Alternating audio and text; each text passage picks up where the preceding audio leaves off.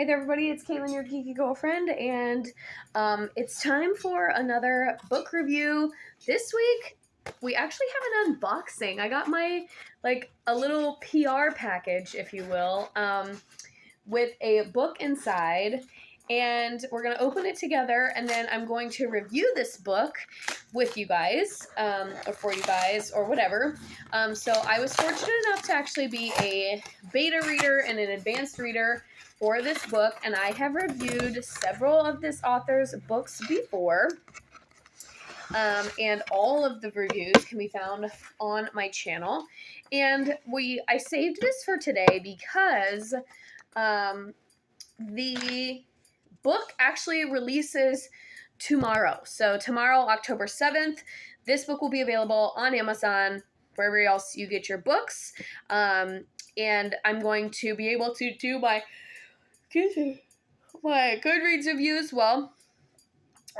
So the book is The Show Must Go On by Brianna Ray Quinn. This is a novel. It is characterized as young adult thriller, but we'll talk about in this review more. I feel like it could definitely be in the thriller horror genre, hence the October release date. Perfect for Halloween and this fall time. So, as I said, I had the pleasure of being an advanced reader for this book, so I do have a signed copy. She just leaves me a little note in the beginning, and then I always go to the acknowledgments because my name is mentioned there as well down here at the bottom. I don't know if you guys can see that. Thank you for the people who gave feedback. Myself and one other person. And so yeah. So, super cool to see my name in the acknowledgments, and this is now the second time that I've been mentioned in the acknowledgments of a book, so love that, and that's just a fun little twist. So, I actually read the first part of this book back in probably July, like late July, early August. And then I read the second part of the book in September. So forgive me, because it's been several weeks. I've read several books in between, but I wanted to wait until I had the book where I could show you guys the cover and talk about it. Like I said, this releases tomorrow, and like I said, it is a young adult thriller book. All in all, it does have 240 pages, so it's, it doesn't quite hit that 300 mark if you are in a book club that has a page requirement of any kind. Let's talk about the story. So obviously, just from the cover, you can get the vibe that it is about a theater of some kind. The show must go on. We've got the little ghost light. We've got the curtains. So pretty much the whole story takes place in a high school theater program. The main character's name is Camille, and then there are lots of other side characters as well. And essentially, Camille is a new student at the school. She gets recruited for the drama program, and she comes to realize that the drama program and the theater program isn't exactly what she thought it was going to be, and that there are more secrets than she expected, and she kind of spends the majority of part one trying to get somebody to disclose to her information and kind of sneaking around trying to figure things out for herself. And then in part two, after the climax of the story, or during the climax, towards the end, like the last 50 pages or so,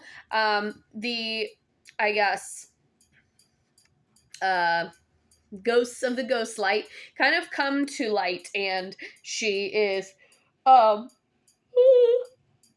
my goodness. Of course, as soon as I start filming, I start yawning. She is met with,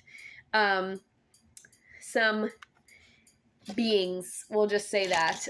So this, like I said, it is considered a young adult thriller, but I would more so go into the supernatural horror genre, especially with the events that happen in the last 50 or so pages. There, without spoiling too much of the plot, some of the things in this suicide is mentioned in this book, like tragic accidental death is mentioned in the book, and also demons and kind of possessions, but also exorcisms, which is why I feel like it was more horror than thriller, because thriller to me is more like there's a killer and you're trying to figure out who the killer is, or you're left with, the author leaves you clues to try and solve a mystery of some kind. And this one more so just depicts events that have happened. So for me, I actually said in my review that I would more so say that this is borderline horror. There is some gore in it, and there's like some supernatural things going on as well. So if any of that is your vibe, your speed, if you like YA, if you are a theater kid, you can probably relate to this on more of a personal level. And I would say overall, like, the characters are enticing. Camille is a well-written character. There's a side character named August who is a well-written character. And all of the characters' motivations are really interesting, and also seeing how they kind of work together. And the whole underlying storyline is that Camille is kind of realizing that this theater program is a little bit like a cult. And so, again, there's a little bit of a thriller aspect there as well. But it comes in, like I said, at 240 pages, comes out tomorrow, and overall, I would give it a 4-star out of, if I was rating it on Goodreads, my rating would be a 4, because for me, I like my thrillers to be very realistic, and for this to be categorized as a young adult thriller, and the fact that there was a supernatural component, throughout, but mostly at the end,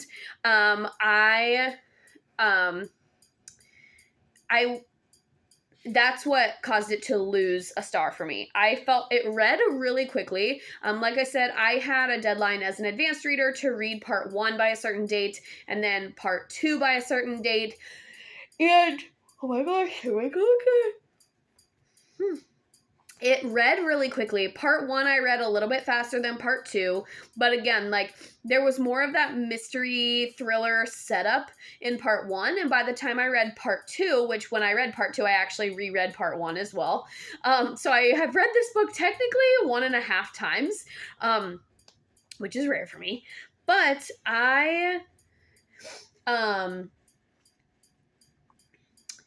when I was reading part 1, I read part 1 really, really quickly and gave my feedback. And then part 2, like I said, because it went more down the supernatural road, that's just not my preference when I read thrillers. Like I said, for me, a thriller is really good when it's like super realistic. And when something goes off the supernatural cliff, for lack of a better phrasing, I don't find it as enjoyable. Not saying that it's not well written, not saying that I didn't still enjoy it.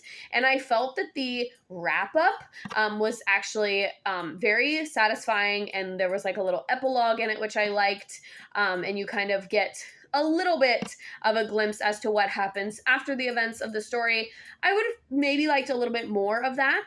And there were parts of the different character relationships that I would have wanted to divulge a little bit more as well. I did say in my feedback that I think she could make a sequel out of this and go, follow the characters into after graduation. Where are they now? Sort of a thing. Or she could have something come back and kind of restart the hauntings, if you will. So like I said, a 4-star does not mean that it is a bad review or that it's a bad book. A 4-star, if you've been following me for a while, means that it's a good book. It just didn't quite hit that 5-star for me. And for me, the thing that did it was the fact that it went into the realm of supernatural. And that's the same problem I had with The House Across the Lake, and some of the other thrillers that I've read and reviewed here on the channel. So anything that goes into that supernatural, like I said, I just kind of start to lose a little bit of interest. Not that I didn't finish it, not that I DNF'd it, but I just started to lose a little bit of interest. Overall, like I said, it reads quick. It's a nice thriller, a nice Halloween book if you're looking for something. And I am actually doing an A to Z reading challenge right now, so this will serve as my S if I haven't already used S. And also, it does have kind of a black cover, so we've got that going for our rainbow challenge.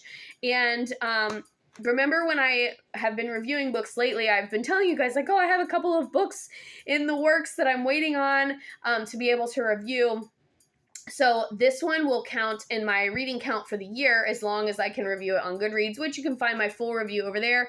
And like I said, if you're doing this would be a good book club book, especially for October. And like I said, just a good YA thriller, especially if you are new to the thriller genre or you want something that dips its toe into horror or supernatural, then this one would be a good one because it's less of a traditional thriller, but there still are thriller elements. And then, like I said, if you are a theater kid, if you just enjoy theater, it's kind of a glimpse behind the curtain, if you will, into the world of that. So I think that's all I really wanted to say about this book. I enjoyed it. I always look forward to when Bree writes something new.